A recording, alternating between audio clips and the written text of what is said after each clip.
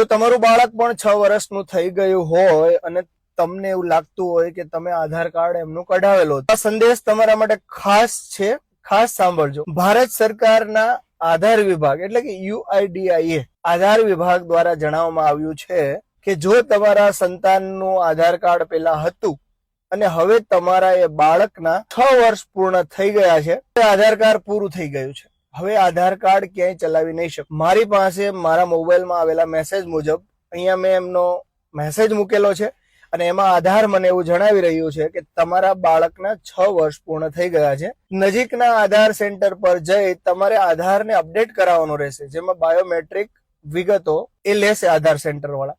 તો આધાર કાર્ડ વિભાગ એવું કહી રહ્યા છે કે તમે તાત્કાલિક નજીકમાં જઈ તમારા બાળકનું આધાર કાર્ડ અપડેટ કરાવો. 6 વર્ષથી નાની ઉંમરના બાળકની આ વાત છે. 6 વર્ષ ઉપરના બાળક થાય એટલે એમનું આધાર કાર્ડ અપડેટ કરવું જરૂરી છે.